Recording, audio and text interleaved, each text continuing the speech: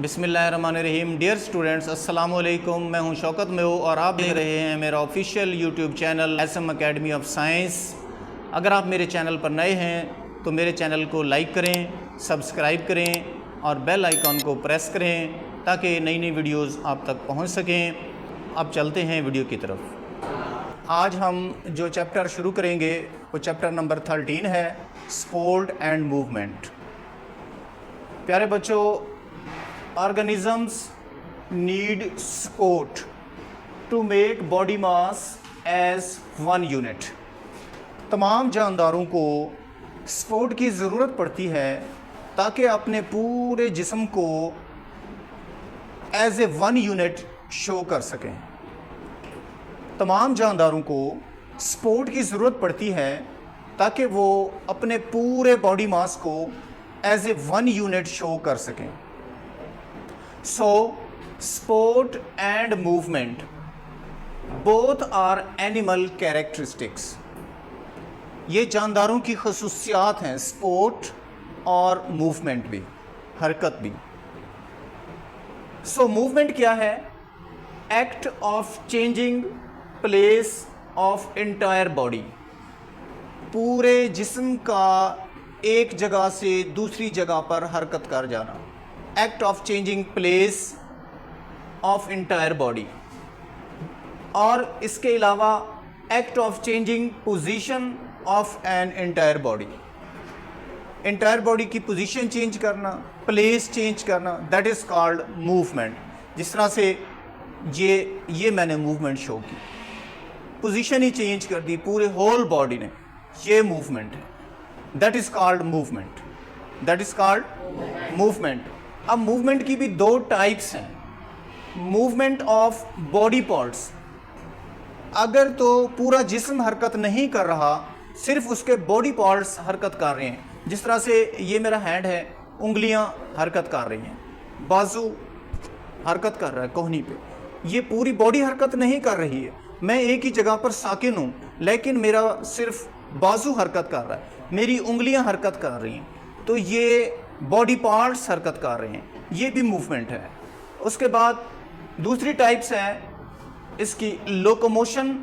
Locomotion में movement होती है एज ए होल, पूरा जिस्म इसमें मूव, बॉडी पार्ट्स मूव नहीं करते, पूरा जिस्म मूव कर रहा होता है।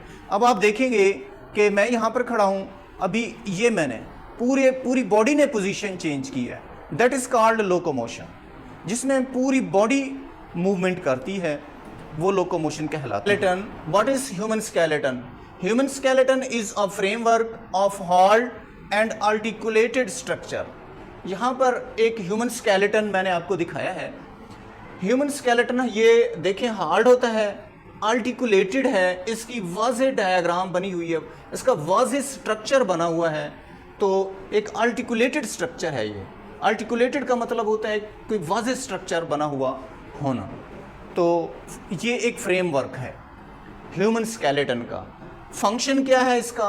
ये सपोर्ट करता है पूरे बॉडी मास को।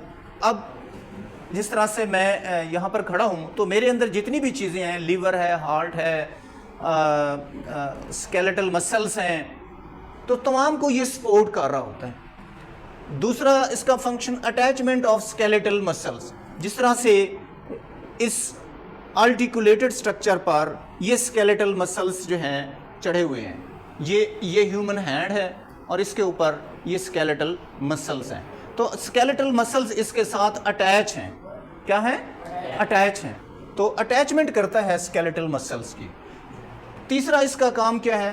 प्रोटेक्ट कर रहा होता है। जिस तरह से लीवर है, हार्ट है, लंग्स हैं, इनको प्रोटेक्ट कर रहा होता है, प्रोटेक्शन देता है, इंटरनल बॉडी पार्ट्स को प्रोटेक्शन देता है। तो ये इसका बड़ा अहम काम है।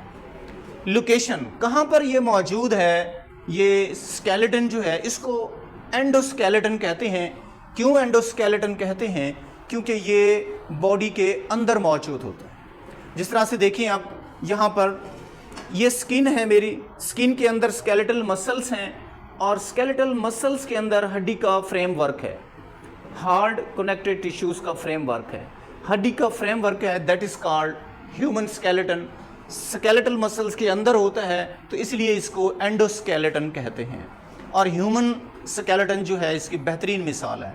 उसके बाद हम देखते हैं कि फिर एक्सोस्केलेटन क्या है। एक्सोस्केलेटन की भी साथ मैंने थोड़ी वजाहत करने के लिए लिख दिया कि एंडोस्केलेटन के साथ एक्सोस्केलेटन का भी आपको पता हो। एक्सोस्केलेटन इन एक्सटर्नल फ्रेमवर्क बोन्स का किन में होता है? ये ज़्यादातर आर्थ्रोपोड्स में होता है। आर्थ्रोपोड्स क्या हैं? आपके सामने एग्जांपल है, जिस तरह से टार्टाइस है, कछवा है, उसके बाहर वाली साइड पे सख्त कनेक्टिव टिश्यूज का खोल नज़र आएगा। उसके जो स्केलेटल मसल्स हैं वो अंदर की तरफ होते हैं, उसके जो हसास आज़ा हैं वो सारे अंदर होते हैं। अब हम इसकी कंपोजिशन को स्टडी करते हैं। ये ह्यूमन स्केलेटन दो चीज़ों का बना होता है, बोन्स का और कार्टिलेजेस का।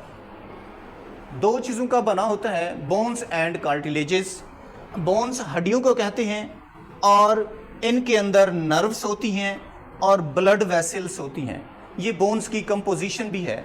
ये आपके सामने हड्डियों का फ्रेमवर्क नज़र आ रहा है। साथ कार्टिलेजेस कहाँ पर होती हैं? जहाँ पर जॉइंट्स होते हैं, ये स्केलेटल मसल्स को अटैच किया हुआ होता है, तो कार्टिलेजेस वहाँ पर हेल्प कर रही होती हैं स्केलेटल मसल्स को अटैच करने में, ये हमारी मदद कर रही होती हैं। तो बोन्स की बात हो गई कि इनके अंदर नर्व्स होती हैं, ब्लड वेसल्स होती हैं। अब ये करती क्या है? अपना बोन्स जो है, नंबर एक, ये ग्रो करती रहती हैं, कंटिन्यूसली ग्रो करती हैं, बोन्स ग्रो करती हैं। दूसरा, ability to repair themselves. Bones के अंदर ये सलाहियत है कि वो अपने आप को रिपेयर भी कर सकती हैं। तो बोन्स के दो फंक्शन हैं। नंबर एक, इटसेल्फ ग्रो करती हैं, अपने साइज में इजाफा करती हैं। दूसरा, एबिलिटी टू रिपेयर देमसेल्व्स, और अपने आप को रिपेयर भी करती हैं। तो प्यारे बच्चों, आज हमने पढ़ा ह्यूमन स्केलेटन के बारे में। हार्ड कनेक्टिव टिश्यूज़ का फ्रेमवर्क है, सपोर्ट, अटैचमेंट, प्रोटेक्शन करता है। और एंडोस्केलेटन के तौर पर हमारे जिस्म के अंदर, ह्यूमन बीइंग के अंदर मौजूद है। और इसके दो चीज़ों का बना होता है, बोन्स और कार्टिलेजेस का। बोन्स में क्या होती हैं? नर्व्स और ब्लड वेसल्स होती हैं, ग्रो करती हैं और अपने आप को रिपेयर भी कर सकती हैं।